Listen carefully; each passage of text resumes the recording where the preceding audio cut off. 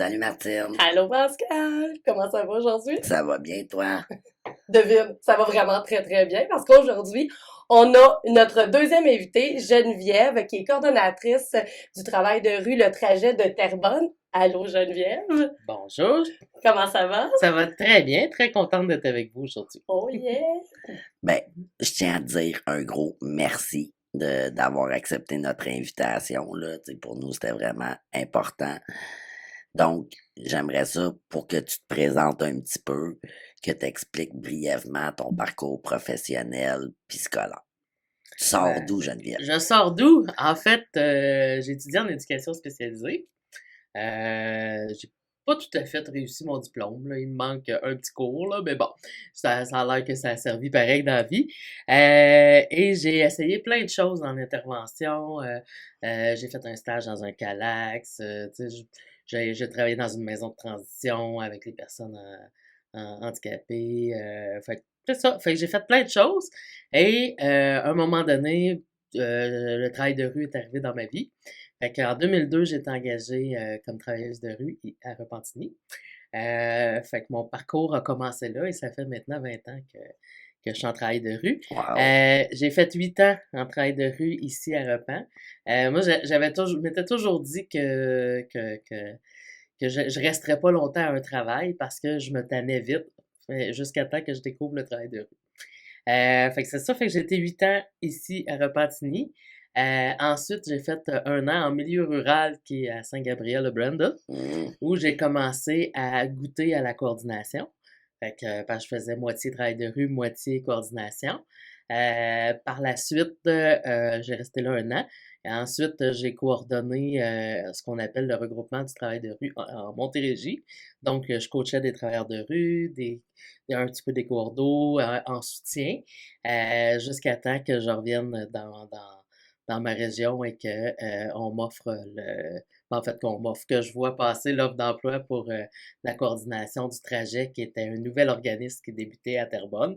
Fait que c'était mes voisins de Repentigny pendant un bout. Il y avait eu un organisme euh, de ce côté-là par le passé et malheureusement, l'organisme avait fermé ses portes pour retrait du financement. Donc, les organismes ont reparti un nouvel organisme de travail de rue. Fait que c'est là que je suis arrivée à la coordination.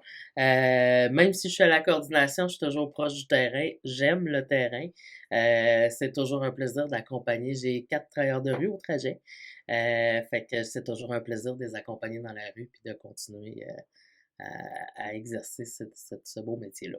OK, fait C'est que ça. déjà un gros 20 ans d'expérience dans ce domaine-là. Puis là, de ce que j'apprends aussi, c'est que ça n'a pas été toujours uniquement sur le territoire de la Nodière. Tu es aussi allé en Montérégie. Oui, c'est bien OK. ça. Euh, si on y va là, de façon un petit peu plus précise, là, Mhm. le travail de rue, ça consiste en quoi exactement? Là? Tu sais, à quoi peut ressembler le quotidien d'un travailleur ou d'une travailleuse de rue? Ben, je vais commencer par le début. Un nouveau ou une nouvelle travailleuse de rue, quand ça arrive en poste, son mandat, c'est d'aller créer des liens sur le terrain. Fait que c'est pas simple, mais ça passe par observation. Ça passe par l'observation des lieux publics. Un travailleur de rue, ça va dans les parcs, dans les bars, dans les lieux de squat, dans les différents organismes. Ça fait des petites tournées d'organismes aussi. Fait que c'est tous des lieux où un travailleur de rue est propice à créer des contacts et après créer des liens. L'objectif premier du travailleur de rue, c'est pas d'aller intervenir à tout prix. L'objectif, c'est d'aller créer un lien significatif avec toute personne en rupture sociale. C'est très large, la rupture sociale. Mhm. Hein? Fait que ça s'adresse à du 0,99 ans. Fait que l'idée, c'est d'essayer de connaître les personnes qui fréquentent les différents milieux que j'ai nommés tantôt. Et ça passe souvent par comment ça a été ta journée aujourd'hui. Tu sais, ça passe souvent par une conversation tout à fait banale pour justement essayer de créer le lien et de voir après, est-ce que la personne a besoin d'un coup de main pour quelque chose dans sa démarche. Fait que un travailleur de rue peut être en lien avec quelqu'un sans nécessairement faire un accompagnement, sans faire une référence, sans faire... Parce que souvent, la base, c'est l'écoute. Fait que le travailleur de rue va écouter d'abord et au fur et à mesure des conversations et de la création du lien, là, il va y avoir probablement des choses qui vont ressortir sur certaines difficultés que la personne vit, soit par rapport à sa consommation, par rapport à sa situation précaire au niveau du logement, euh, par rapport à des relations sexuelles à risque, par rapport... Il y a plein de choses qui peuvent être abordées avec un travailleur de rue. Nous, on est des généralistes, donc il y a plein de choses qui peuvent être abordées. Et à partir du moment où la personne a besoin de soit se sortir de sa situation ou de travailler sur sa situation, bien là, à ce moment-là, il y a une référence vers une ressource qui peut l'aider. Il y a aussi un accompagnement qui est possible. Fait que ça, c'est le volet plus s'il y a une problématique, on y va. Puis on fait aussi toute la distribution de matériel préventif. Fait que prévention ETSS, prévention au niveau des transmissions, au niveau de la consommation de drogue, tout ça. Bon, fait qu'on a plein de matériel là-dessus. Fait que ça fait aussi partie de ce qu'on distribue et ce qu'on regarde. Que, que vous Oui, devez, c'est que vous avez sur vous en permanence oui. lorsque vous travaillez ou est-ce que les personnes doivent se rendre, par exemple, à l'organisme pour s'en procurer? En fait, la plupart, c'est très rare que quelqu'un qui débarque à notre organisme, je vais le dire comme ça. Les travailleurs vont plus souvent dans la rue. Fait que c'est sûr qu'on fait de la livraison.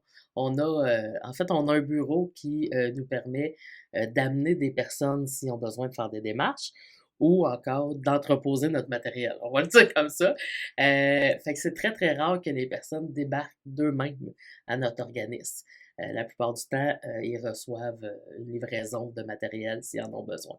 Parce que les travailleurs, soit qu'ils en ont déjà un petit peu sur eux autres, sauf qu'on a tellement de matériel, c'est difficile de garder quelques trousses de naloxone, plusieurs condoms, des seringues, des pipes à crack, des pipes à cristal, des bandelettes. On a aussi des bandelettes tests pour la drogue.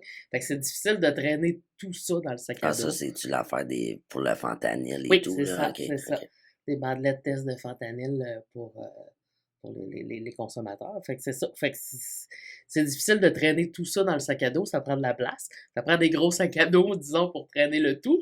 Fait que c'est ça. Fait qu'habituellement, là, quand il y a des demandes, les travailleurs, ils passent au bureau, ils vont chercher les trucs qu'ils ont besoin, puis ils vont les livrer directement dans le milieu, dans les appartements ou dans la rue. Si la personne vit dans la rue, ça peut être une livraison dans la rue. Je t'écoute parler, fait que Oui. là, on sait un peu plus c'est quoi, mais en même temps, je me dis, c'est quoi un horaire? Parce que ça doit pas être typique, hein?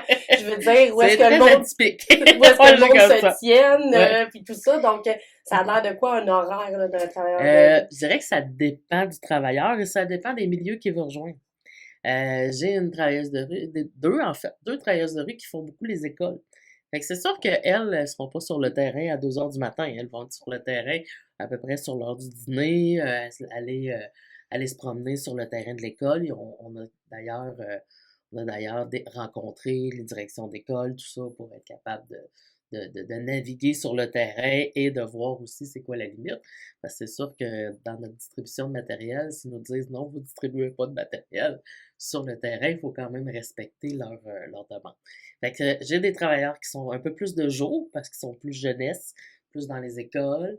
Et j'ai des travailleurs qui sont un peu plus de soir parce que c'est les bars, on a un projet exploitation sexuelle. Donc, c'est sûr que ma travailleuse de rue qui s'occupe du projet exploitation sexuelle est beaucoup plus présente à des heures où propices pour rencontrer des filles qui font de la prosto. Fait que c'est ça. OK. C'est ça. Puis au niveau de l'approche, c'est comme nous en Oui, maison d'hébergement, ben, tu sais, notre approche majeure, c'est l'approche féministe et oui. de plus en plus intersectionnelle. Dans votre travail, vous, quelle approche là, qui est comme dominante, là? Ben, c'est sûr qu'à la base, on a une approche humaniste. Ça Mhm. reste. Mais on a aussi une approche de réduction des méfaits. Ça, c'est le principal mot là, quand on parle d'approche en travail de rue. La réduction des méfaits, c'est, dans sa définition simple, c'est de réduire les risques associés à la santé. Justement, en exemple, en distribuant du matériel sécuritaire. Fait que on sait, par exemple, que les personnes consomment. on n'est pas là Faire la pour faire la morale. morale, pour s'arranger pour qu'ils cessent leur consommation, pour les référer à tout prix vers une désintox. On n'est pas là pour ça. On est là pour être présent dans le milieu et s'arranger pour que ces personnes-là consomment de façon sécuritaire et qu'ils ne se transmettent pas des différents ITSS ou qui ne se font pas d'infection s'ils s'injectent ou ce qui se font pas.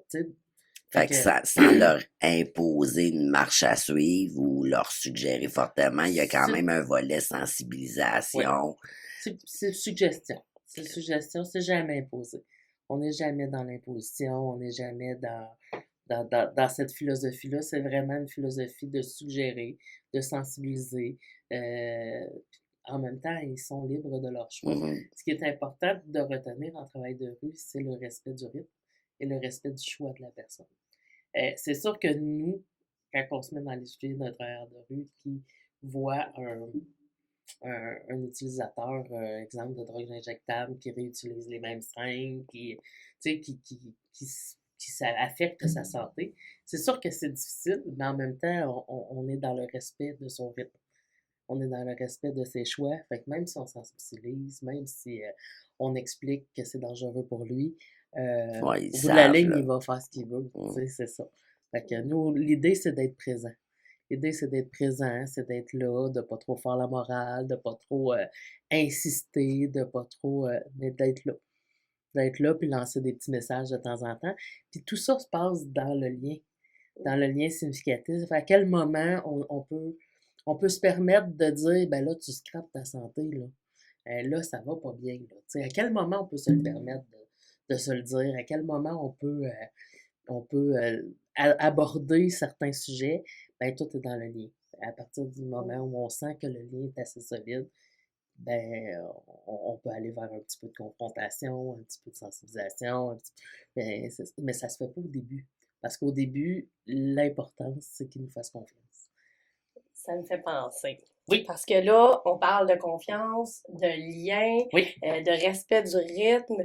Ça prend du temps, tout ça. Il y a, dans un épisode précédent, moi puis Pascal, on a abordé justement le sujet d'une personne de confiance. Une personne de confiance, justement, ben il y a des étapes avant qu'on puisse considérer. Donc, avant qu'on puisse considérer le travailleur de rue comme une personne de confiance, tantôt tu nommais un nouveau travailleur de rue qui arrive, combien de temps ça peut lui prendre avant d'être capable de dire j'ai des liens dans d'où est-ce que je me tiens avec les personnes, puis parce que tu ne crées pas un lien et dire moi je vais aller au bar là, puis la personne va me raconter sa vie, puis je vais être disponible, là, ça marche pas de même. Non, ça prend plus de temps que ça. Ben, en fait, il n'y a pas de temps. Il n'y a pas de temps prédéterminé parce que ça va dépendre de la personne, ça va dépendre de l'affinité entre le travailleur et l'individu qu'il rencontre. Il n'y a pas de temps.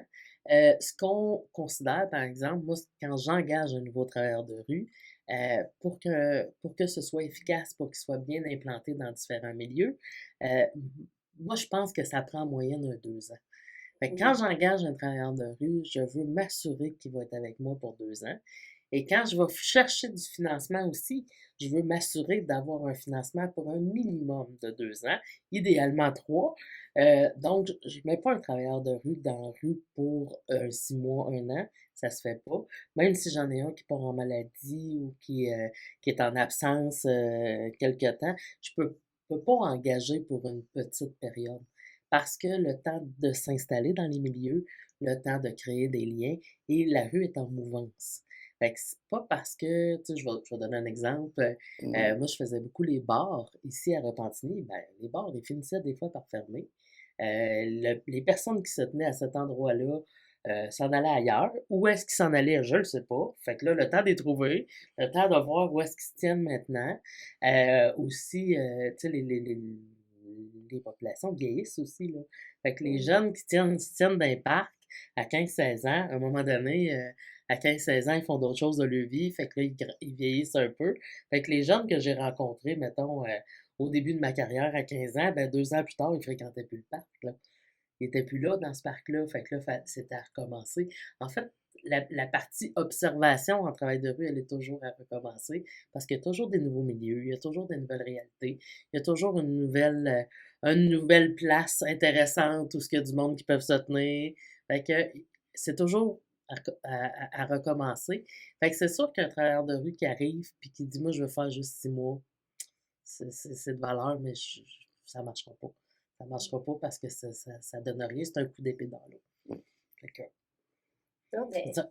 merci, pour vrai, c'est ce que je me disais que c'était long, mais tu sais, 2 ans, là, je pense qu'avec les explications que tu donnes, ça fait tout son sens avec le rythme aussi. Mais là, tu sais, on parle du travail de travailleur de rue. Bon, peut-être qu'on pourrait parler un peu de l'organisme pour lequel tu travailles. Tu Oui. sais, il vient de où cet organisme-là? Comment il a été créé? C'est quoi Ok. le mandat, la mission? Ben, en fait, le trajet a été créé, son assemblée de fondation, elle est très jeune, le trajet. Elle a eu lieu en 2013, fait qu'on n'a même pas 10 ans, en décembre 2013. Fait que, en fait, il est né d'une volonté des partenaires du milieu, les différents organismes qui voulaient avoir un organisme en travail de rue sur leur territoire. Il y en avait déjà eu un par le passé, comme je vous disais au début de ma présentation, mais malheureusement, pour différentes raisons, le financement avait été retiré et l'organisme a dû fermer ses portes. Les partenaires du milieu avaient envie de faire peau neuve, avaient envie d'avoir un tout nouvel organisme avec une nouvelle philosophie. Donc, ils ont créé le trajet. C'est ça fait que l'Assemblée de fondation a eu lieu en décembre 2013. Moi, je suis arrivée en janvier 2014. Et j'ai eu une petite carte blanche très agréable parce que je suis arrivée dans un Ouais, bureau, tout était à faire, dans tout le était fond. à faire, Ouais. c'est ça. Je suis arrivée dans un bureau vide, donc c'était meubler mon bureau, engager des travailleurs de rue, et à ce moment-là, j'avais du financement pour 2 travailleurs de rue. Fait que j'ai engagé mes premiers travailleurs de rue qui ont commencé sur le terrain en mars 2013. Fait que c'est ça. Fait que ça a commencé comme ça. Dans un petit local du café de rue à Terrebonne, un petit bureau très très minime et on essayait de faire ce qu'on pouvait avec ça. Après ça, on a développé un peu Ce que plus. je t'interromps, Oui, pas juste pour qu'on mentionne le café de rue qui est aussi un autre organisme, là, pas que les gens oui. croient que c'est un petit resto à quelque part Non, ou non, quoi que non. ce soit, là, C'est mais un organisme pour les jeunes de 18 à 30 ans, en rupture sociale aussi. Donc, ça fitait bien mhm, dans notre mission aussi. Ça fitait bien qu'on soit partenaire, les 2 organismes. Quoique nous, on va plus vieux que 30 ans. Nous, on est 0,99 ans. Mais c'était quand même un endroit intéressant pour commencer. Et quand on a commencé, dès que j'ai engagé les 2 travailleurs de rue, ils étaient très, très attendus. J'ai eu 2 gars pour commencer. Fait que ce qui était intéressant aussi, ils ont bien défriché le terrain, ça a été super agréable. Des gars qui ont été avec moi à peu près 4 ans. Mais rapidement, on s'est rendu compte que ça prenait une fille. Ça prenait une fille dans la rue, ça prenait. Fait que j'avais beau, moi, faire des petits bouts, mais j'avais aussi les tâches administratives à faire. Donc, même si moi, je faisais des petits bouts, par exemple, je vais vous donner un exemple comme ça, il y a une jeune fille qui est venue me voir à un moment donné, puis qui m'a dit, je les aime bien, tes 2 travailleurs de rue, mais il faudrait que j'aille à l'hôpital parce que je voudrais passer la trousse médico-légale et je veux pas y aller avec les gars. J'aimerais ça que tu viennes avec moi. Fait que j'ai réalisé que oui, ça prenait une fille dans mhm. mon équipe. C'est clair. J'ai demandé de l'argent au ministère de la Sécurité publique, qui est le même ministère que la police, qui nous aime bien d'ailleurs, les travailleurs de rue. Et j'ai réussi à avoir un financement pour avoir une troisième travailleuse de rue. Au départ, c'était rejoindre des filles en violence conjugale, en agression sexuelle et en exploitation sexuelle. Mhm. Fait qu'au départ, mon projet a été écrit comme ça. La travailleuse de rue que j'ai engagée a développé par un concours de circonstances le volet exploitation sexuelle. Rapidement, elle s'est retrouvée dans des milieux où il y avait de la prostitution, où il y avait des filles qui faisaient de la prosto, salon de massage, Bar de hôtel, bar de danseuse. danse. Bar de danseuse, c'est plus difficile Ouais, à ok. rentrer. On a le seul d'ailleurs, c'est le seul bar de danseuse, je crois, qui reste dans la Rodière, il est à Terrebonne. mais il est un peu difficile d'accès. Ouais, fait que, on n'est pas encore là, on essaye. Les travailleurs de rue, au début, y allaient. Un gars qui y allait, Ouais. mais c'était pas facile. Moi, j'étais allée à quelques reprises avec lui, puis c'est vrai que c'est un milieu qui était dur à percer. Très fermé, très difficile à percer, puis fait que, ben bon. Fait qu'on espère encore réussir à percer ce milieu-là. Fait que c'est ça. Fait que j'ai eu ma troisième travailleuse de rue qui a développé ce volet-là. Fait que le financement est devenu exploitation sexuelle, étant donné que c'est ça qu'on a développé. Là, nouvellement, depuis l'an passé, j'ai un financement pour ma couche, ce que j'avais pas avant. Donc, on est rendu à 4 travailleurs de rue dans notre équipe. Fait que c'est un peu comme ça qu'on a OK, fait que développé. vous élargissez, là. Oui, on élargit. En fait, pour le moment, on couvre des moulins complets. J'essaie de consolider ce bout-là. Là, on vient d'avoir un nouveau financement qui me permet d'engager un 5e travailleur de rue. Oh. Fait que c'est sûr qu'on a beaucoup de demandes pour la plaine. Fait qu'il y a des bonnes chances que Ouais, qui fait partie de qui Terrebonne, fait mais qui est partie de plus Terrebonne, éloigné, mais qui est ouais. plus éloigné. Puis c'est sûr que nous, à partir du début, on s'est concentré sur Terrebonne-Centre. Et c'était la demande d'installer du travail de rue et se concentrer sur Terrebonne-Centre. C'est ce qu'on a fait. Mais comme Terrebonne, c'est la fusion de 3 municipalités, c'est Ouais. grand. Fait que c'est sûr qu'il y a des besoins à la Chenec, qu'il y a des besoins à la Plaine aussi. Fait qu'on commence tranquillement là, à répondre, à être un peu plus présent sur ces territoires-là. Fait que c'est ça. Fait que là, ça grossit de plus en plus. Grossir, ça veut dire beaucoup de financement, donc ça veut dire aussi C'est ce beaucoup que de j'allais travail. demander, Oui, comment vous vous autofinancez, là? ben, J'imagine qu'il en doit y avoir fait, une part de subvention du oui. gouvernement, mais hormis ça, est-ce que vous avez d'autres sources? Ben, en fait, on a quelques autres sources de financement. C'est sûr que moi, quand je vais chercher du financement, j'essaie d'aller chercher un poste. C'est le plan de match, mais on a beaucoup d'à côté. On a Centraide qui nous appuie, Centraide Laurentide. C'est bizarre de Ouais. Centraide Laurentide, mais la ville de Terrebonne est dans le territoire des Laurentides pour Centraide. Oh. On Ouais. n'a jamais compris la Ah ouais, des fois, les délimitation, divisions, ah les ouais. divisions de paroisses peut-être à une autre époque. Là. Fait qu'on a du Centraide qui a augmenté à toutes les années depuis. On est rendu à 20 000. Fait qui a augmenté, qu'on a commencé à 8, on est rendu à 20. C'est quand même un Considérable, beau là. bond, Mm. c'est Oui. ça. On a aussi plein d'autres petits financements. Il y a la MRC qui nous a financé quelques petits projets. Entre autres, notre formation / présentation, démonstration. On va l'appeler comme ça, surtout le matériel qu'on distribue. Fait qu'on a monté une petite formation destinée à la fois aux intervenants et à la fois aux personnes qui consomment et qui auraient besoin, donc à la clientèle aussi de certains organismes. Donc, j'ai eu un financement là-dessus de la MRC. Un petit peu de la ville pour un projet de gym qui nous permettait d'amener des personnes qui n'ont pas les moyens d'aller s'entraîner dans un gym. Fait que nous, on peut s'entraîner. Fait que j'ai plein de petites sources de financement qui viennent d'un peu partout comme ça. Là, on vient d'avoir du financement pour la lutte aux opioïdes, Mm. on dit comme ça, ou lutte aux surdoses. Fait qu'on vient d'avoir un peu de financement là-dessus, ce qui me permet d'engager l'autre poste aussi. On a un petit financement là, pour rejoindre les communautés culturelles. Fait un petit fonds de tiroir du CIS de la Nodière qui avait un petit peu d'argent là-dessus. Fait que c'est toutes des petites choses comme ça. On essaie de faire aussi des activités de financement.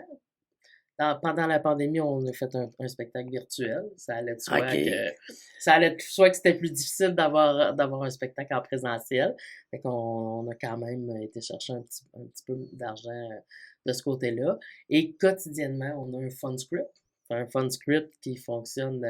En fait, le fun script, c'est l'achat de cartes cadeaux en ligne. Et à chaque fois que quelqu'un achète une carte cadeau, sous la bannière du trajet, en fait, avec le code du trajet, ça donne une ristourne à l'organisme.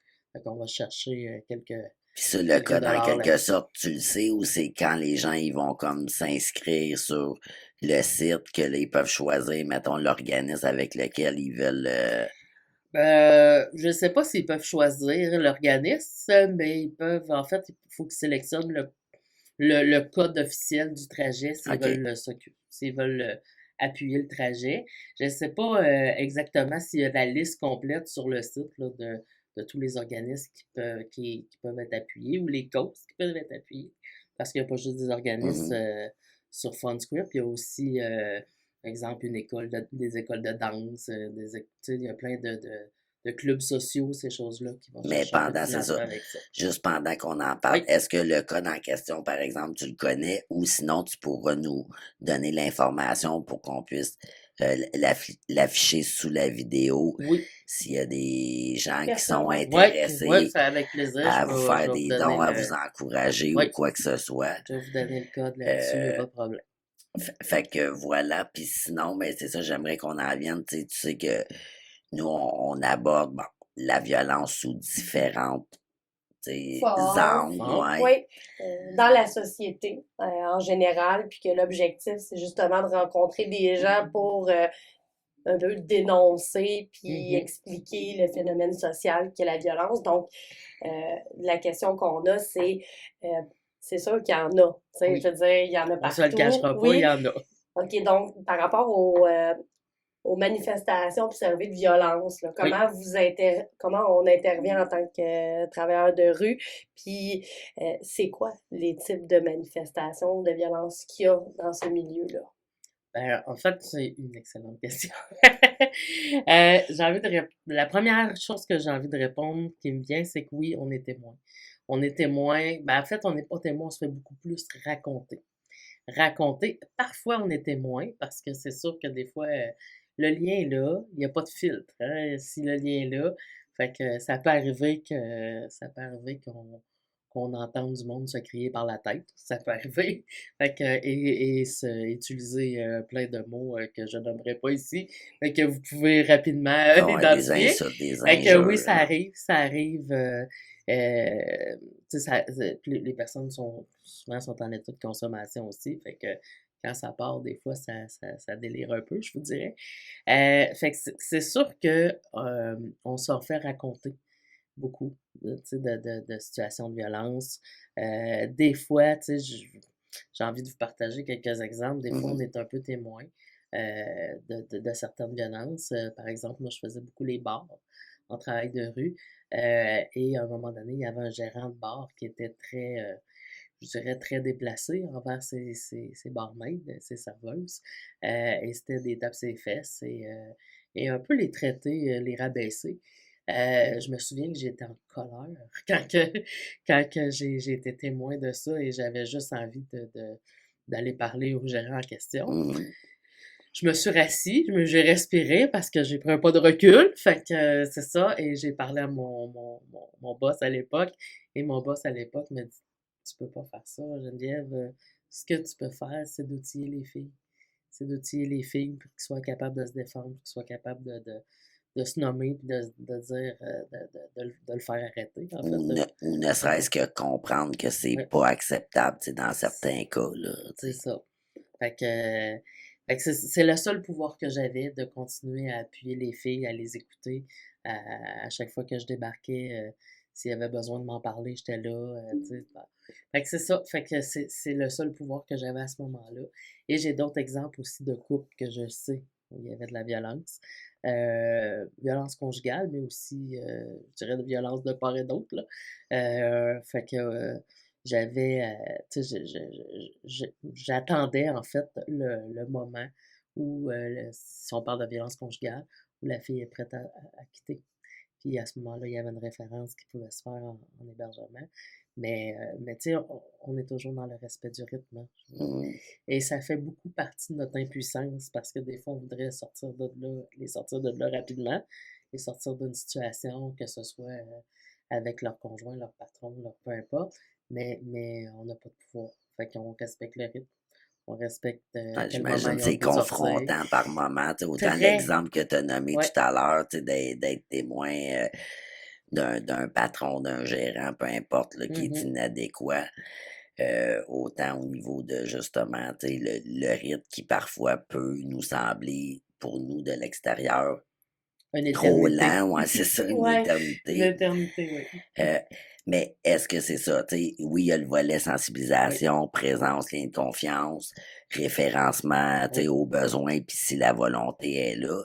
Mais est-ce que tu as déjà agi, par exemple, comme une forme de médiatrice, là? Tu sais, mettons, ça a-tu déjà arrivé que tu sois présente pendant un événement au sein d'un couple, là, Ça peut puis que arriver. Oui, ça peut arriver. C'est arrivé à quelques reprises d'ailleurs que oui, il y avait des couples qui chicanaient puis que j'essayais de un peu tempérer? jouer à la médiatrice puis tempérer les choses. Ben, ça arrive dans la confidence, tu sais.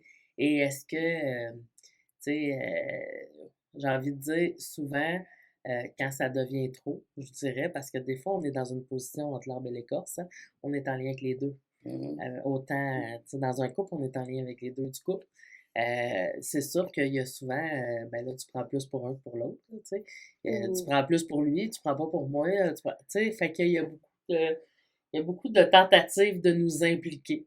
Euh, Puis à un moment donné, Genre, c'est dans... dis là, qui est pas correct ou C'est que c'est pas ça, Ouais. correct parle-y, ou, là. ouais. C'est ça. Dis qu'il est pas fin, puis dis, mais on peut pas embarquer là-dedans. Fait que c'est très difficile. Souvent, ce qu'on fait, l'importance d'avoir une équipe avec nous qui nous appuie. Souvent, ce qu'on fait, c'est quand il y a un conflit comme ça dans un couple, entre deux personnes qu'on accompagne, on va essayer de référer un des deux à quelqu'un Un de l'équipe, collègue, un un autre gars. travailleur de rue, parce que c'est très difficile. Moi, j'ai déjà, tu sais, par exemple, des accusations d'agression sexuelle et demande d'accompagnement en cours des deux. Je peux pas accompagner les deux, ça se fait pas, c'est impossible. Ouais, donc c'est ça, des fois ça peut arriver, tu sais, qu'il y a des accusations qui sont portées et on a souvent si on est en lien avec les deux personnes, on a les deux demandes d'accompagnement en cours. Et là, à ce moment-là, il faut choisir qui on accompagne, parce qu'on ne peut pas accompagner les deux, on ne peut pas se séparer en deux. Fait que souvent, c'est là que le collègue devient important. Fait que le collègue peut accompagner. Euh, en travail de rue, ce qu'on dit souvent, c'est quand on a un choix à faire entre la victime et Le supposé le supposé agresseur, ouais. agresseur, en travail de rue, on va choisir d'accompagner souvent l'agresseur. Et je vais vous expliquer pourquoi. Parce qu'il y a beaucoup de monde qui peuvent accompagner la victime. Fait que souvent, c'est un choix déchirant Ouais, je et des comprends. fois, c'est pas évident, mais ça fait partie de, tu sais, euh, Comme si leur option pour eux et elles, là, mais était plus restreinte, là. oui, c'est ça. Fait que Il y a moins de comparative, ressources ouais, fait autour que là, d'eux. c'est pour ça que vous dites, c'est comme un Mhm. moindre mal dans le sens que, en sachant que pour les Oui, victimes, il y a davantage là, d'organismes qui peuvent les supporter et leur venir en c'est aide, que ça. ce soit maison d'hébergement, les CALAX Mhm. en agression sexuelle, les CAVAC, etc. Fait que, ouais, je comprends. C'est pour ça souvent qu'on fait le choix d'accompagner l'agresseur ou le présumé agresseur plutôt que la victime, ce qui n'est pas toujours facile parce que, petite anecdote comme ça, j'ai envie de vous raconter. Moi, quand j'ai commencé à faire du travail de rue, je sortais de mon dernier stage en éducation spécialisée et je l'avais fait au CALAX. Donc, c'est sûr que j'étais teintée Mhm. de l'approche du CALAX. J'étais teintée de l'agression sexuelle, de ce que. Fait que étrangement, ben, je dirais étrangement, mais en même temps, ça c'est arrivé comme ça. J'ai accompagné des agresseurs en travail de rue et, un des agresseurs que j'ai accompagné, je lui ai fait comprendre son geste en utilisant l'approche du Calax. J'avais un jeune qui avait fait des centres jeunesse puis qui avait été accusé d'agression sexuelle à l'adolescence et qui ne comprenait pas son geste. Et en me racontant un petit bout de sa vie avec le lien que j'avais avec lui, c'est sûr que c'était difficile parce que ça allait dans les confidences. Là, il me l'a dit, Mhm. qu'est-ce qu'il a fait. Et à un moment donné, je lui ai tout simplement nommé euh, dans tout ce que tu me racontes de ta vie, tu n'as jamais eu de pouvoir. on t'a toujours enlevé ton pouvoir, on t'a toujours tassé, on t'a toujours mis de côté. Est-ce que ça se pourrait que tu aies décidé d'agresser sexuellement parce que tu voulais reprendre ton pouvoir? Parce que moi, c'est ça que j'avais appris au Canax, que c'était une prise de pouvoir. Et je pense qu'à ce moment-là, il a compris son geste. Il a compris, puis il m'a regardé, il dit, Geneviève, il dit, j'en reviens pas parce que c'est la première fois que je le comprends comme ça, malgré le fait que j'ai passé du temps avec des psychologues, des thérapeutes, des sexologues en centre jeunesse, tout ça. Et il n'avait jamais compris son geste de cette façon-là. Fait que des fois, de mélanger les approches, de faire... Et je pense que ça n'aurait pas été possible s'il n'y aurait pas eu le lien de confiance qu'on a en travail de rue. Mhm. Fait que j'ai envie d'ajouter que c'est clair que en travail de rue, on a le privilège d'avoir des liens significatifs, mais aussi le privilège d'avoir des confidences. Et les confidences, ils peuvent venir autant des violentés que des violents, je vais le dire comme ça. Mhm. Fait que c'est sûr que ça fait partie de notre réalité euh, d'être, ben pas nécessairement d'être toujours témoin, mais d'avoir beaucoup de confidences par rapport à ça. Fait que c'est Sans, pas toujours facile, je dirais. sans rentrer dans les détails ou sans nuire à la confidentialité, est-ce que toi, tu as en tête, mettons, une situation qui était comme la plus confrontante pour toi à travers ton travail? Oui, j'en ai une qui était extrêmement confrontante.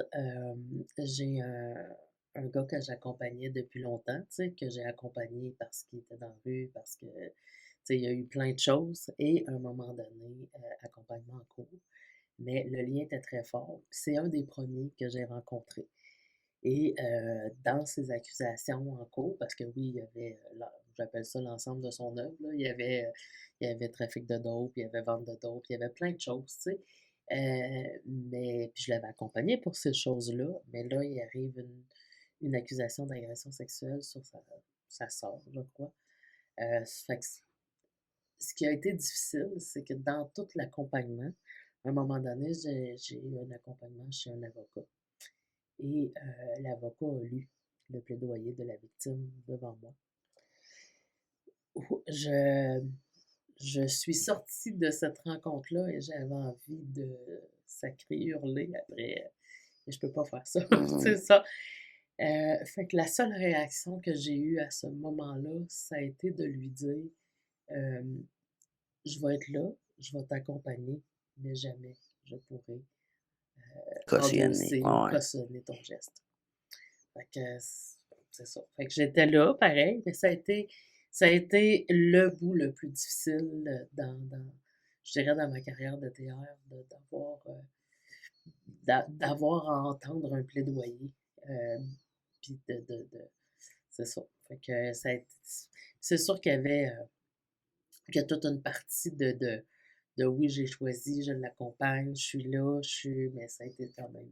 Ouais, Ça a ben été c'est quand même difficile puis confrontant. confrontant. Ouais, ouais, C'est ça. Fait on a que, toutes des valeurs, peu importe, oh même oui. si on est en mesure de démontrer de l'ouverture, de l'empathie, de la compréhension, ça reste qu'on a chacune notre ligne de pensée ou Mhm. nos valeurs qui guident nos vies. Fait que c'est sûr, quand ça vient vraiment heurter ça de plein Oui. fouet, j'imagine que c'est ça, ça doit être très, C'est très, très très difficile. confrontant. C'est Ouais. très On confrontant. reste des humains, hein? En Oui, arrière c'est de ça, on reste des l'intervenante, humains. là, il y a un Mhm. humain, Ouais. puis cet Oui. humain-là, ben, il est sensible aussi à la réalité qu'il entend.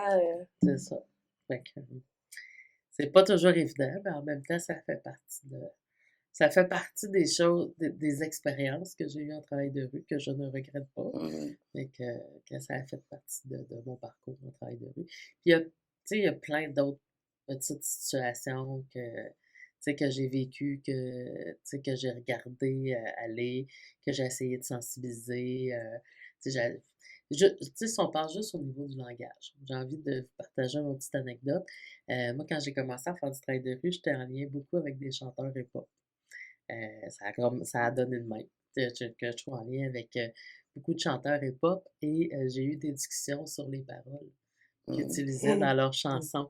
Et malgré le fait que, tu sais, malgré le fait qu'ils vont bien écrire ce qu'ils veulent là, dans leurs chansons, je me permettais dans le lien d'aller jusqu'à dire, ben, ce mot-là que tu as utilisé dans ta chanson, ben, je l'aime pas.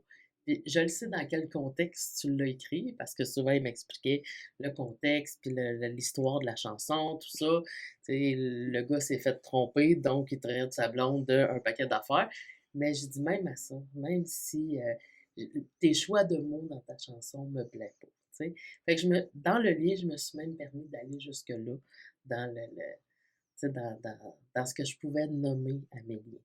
Fait que, tu sais, au bout de la ligne, il change ou il change pas la chanson, Mhm. mais tu sais, je me suis quand même permis de le renommer. Fait que, OK. Ça fait un lien avec l'épisode, justement, qu'on a fait sur les relations égalitaires, quand on a parlé de confiance, puis qu'on disait que dans une relation de confiance, il y a un moment où est-ce que tu peux te permettre de dire à l'autre, Ouais, pratiquement tout, là, oui, tu sais, tant que c'est c'est dit dans ça. le respect, oui, tu sais, évidemment, c'est C'est ça, là. puis que ça. ton Ouais. objectif, c'est pas nécessairement que l'autre change son idée, son opinion, mais bien que Non. la personne reçoive. Mhm. Puis c'est ça de le dire, c'est de le Mhm. nommer, puis peut-être que ça fera un chemin, puis que la personne se remettra en question par rapport à Par ça, rapport à ça. Mhm. mais ça fait un Ouais, beau lien par rapport. effectivement. Mhm. J'aimerais ça juste, tu sais, Oui. là, moi, j'avais noté là, des petits éléments qu'on peut un peu deviner là, sur ce serait quoi les facteurs, tu sais, des facteurs communs que peut-être que tu as pu observer à travers ta pratique sur qu'est-ce qui amène certaines personnes à être justement en rupture sociale, tu sais, dans le sens de facteurs communs, exemple, milieu de famille très défavorisé, peu importe, là, mais ce serait quoi qui revient le plus souvent, là? Ben, ce qui revient souvent, en fait, j'ai pas envie d'embarquer dans des situations Stéréotypes. de pauvreté ou non, parce que j'ai quand même été à Repentigny et des jeunes qui étaient issus de familles aisées, j'en ai vu.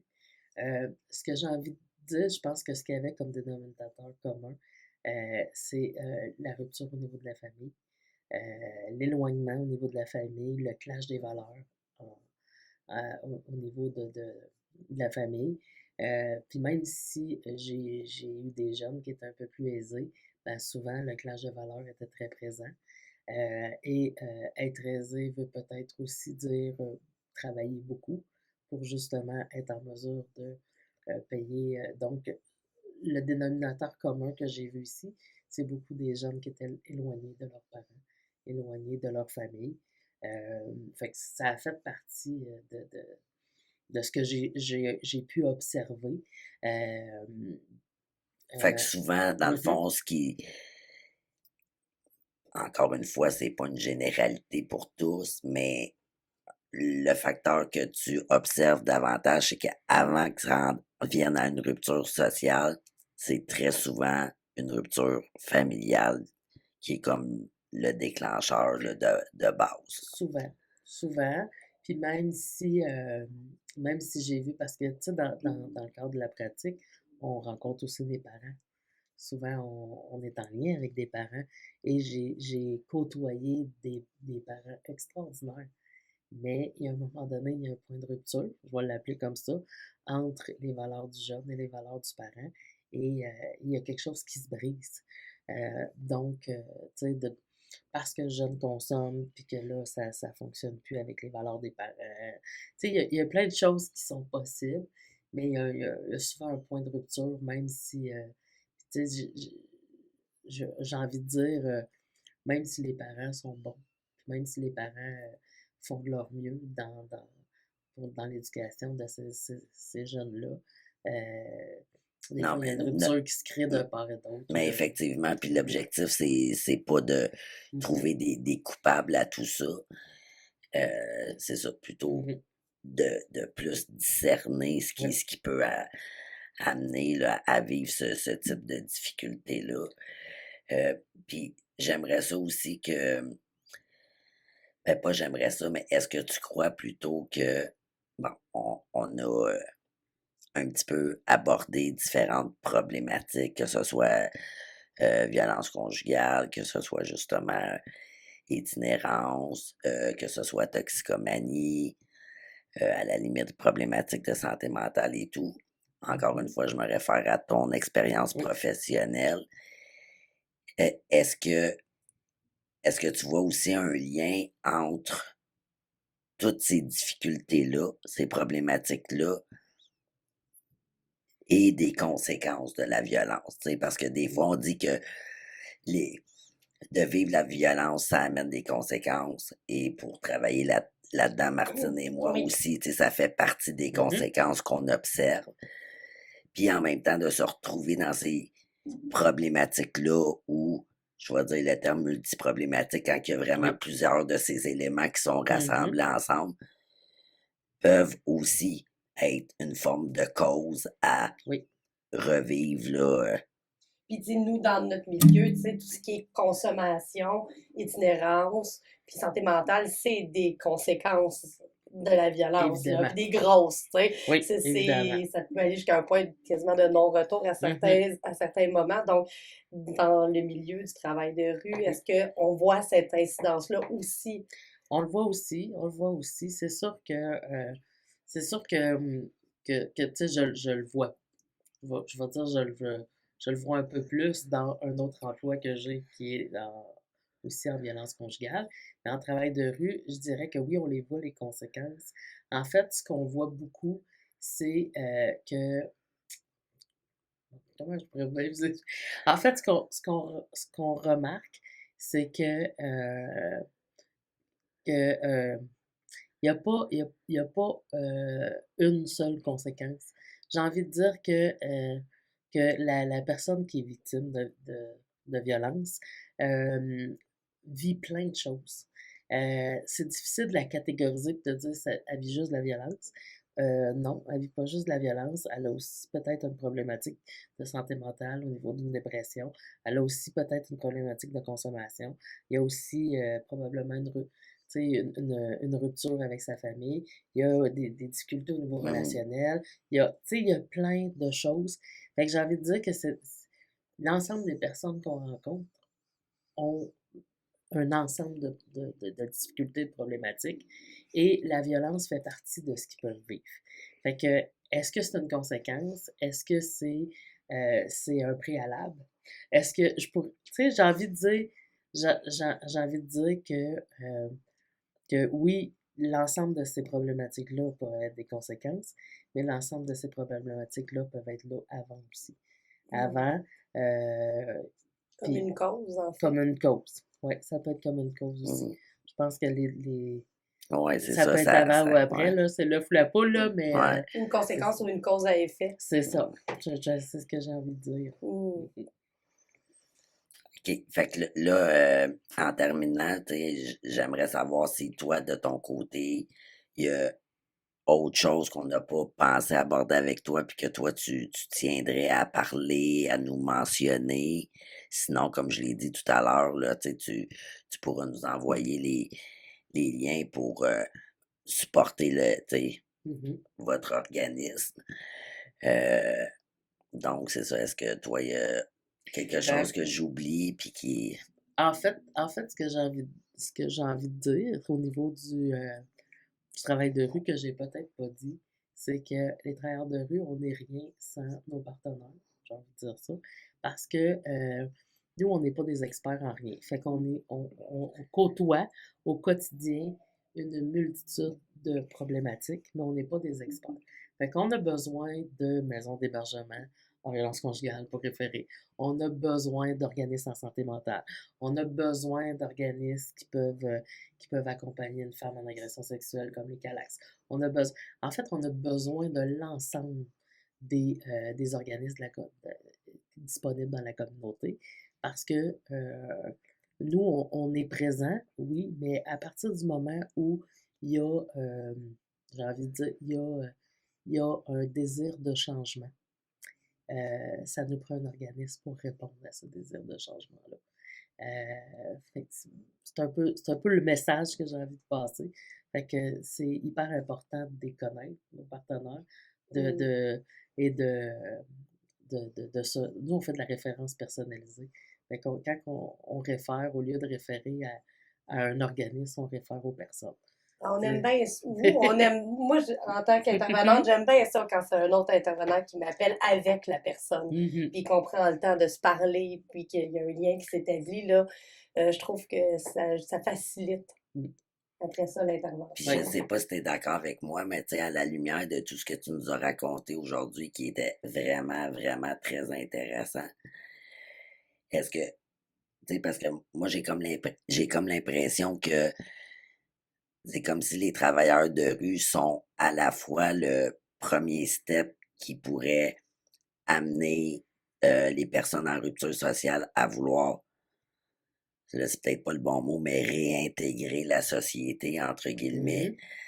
Puis en même temps, le dernier filet de sécurité aussi, tu sais, à l'inverse, pour des personnes qui sont vraiment pas dans l'optique de réintégrer la société, là. Fait que c'est comme le pas vers l'avant ou le dernier recours aussi, le filet de sécurité qui reste, là. En fait, on dit souvent qu'on est le dernier filet de sécurité. On essaie, comment je pourrais dire ça? Je pense que de plus en plus, on se retrouve en lien avec des personnes, puis je dis en lien, mais en même temps, c'est une référence d'eux. Souvent, quand on se retrouve avec une personne qu'on ne sait plus où envoyer, souvent, le réflexe naturel, c'est de les envoyer vers les travailleurs de rue. Fait que, on devient la dernière ligne, mais on devient la dernière ligne pour j'ai envie de dire ça, pour un système qui ne convient pas nécessairement aux personnes qu'on rencontre. Et on devient la première ligne pour les personnes qui sont pas en contact avec le système, qui sont en rupture, qui ne croient pas, au milieu de services sociaux, au milieu de la santé, tout ça, pour plein de raisons, je dirais. Fait que c'est ça. Fait qu'on est à la fois la première ligne et à la fois le dernier recours. On va le dire comme ça. Fait que ça fait partie de notre réalité. C'est sûr que nous, on essaie le plus possible de, comment je pourrais dire ça, de s'arranger pour que notre personne qu'on accompagne fitte en quelque part. Et c'est ça, on essaie le plus possible, ce qui n'est pas toujours le cas, parce que les services sont souvent adaptés selon une seule problématique. Et la personne que nous, on accompagne vit plein de problématiques. Donc, vit comme on disait tantôt, vit de la santé mentale, vit de la toxicomanie, vit de la violence conjugale. Fait que, est-ce qu'on la réfère vers c'est quoi qui est le plus important?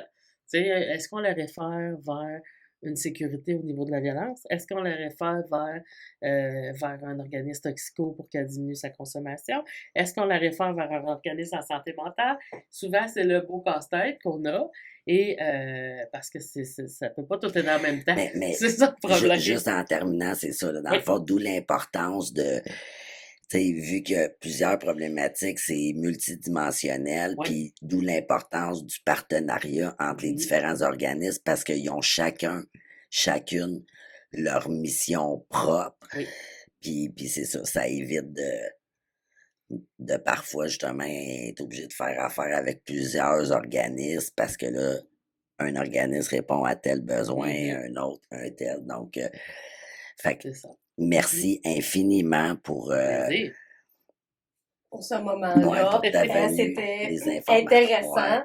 Enrichissant. Oui, je pense que ça va avoir éclairé beaucoup de monde sur c'est quoi le travail de rue, parce que c'est pas tout le monde qui connaît ça.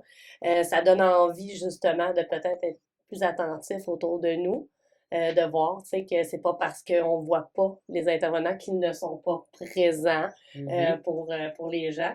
Puis, ben écoute, c'est vraiment apprécié d'avoir accepté notre invitation. Puis d'analyser, tu sais, la violence sous un autre angle, mais que, comme on a vu au fil de l'échange, il y a quand même plusieurs points communs, puis des points qu'on observe, là, peu importe le milieu pour lequel on travaille. Là, donc, voilà. La semaine prochaine, Martine, dans le fond, on réserve un petit spécial qu'on annoncera en début du prochain épisode. Sinon, on nous suit où exactement? Ben, vous pouvez nous suivre sur YouTube, Facebook, Twitter, Instagram et TikTok. On est là. Partagez, likez, followez. On vous aime. Aimez-nous un petit peu, s'il vous plaît. Sur ce, Prenez soin de vous. à la semaine prochaine. Bye.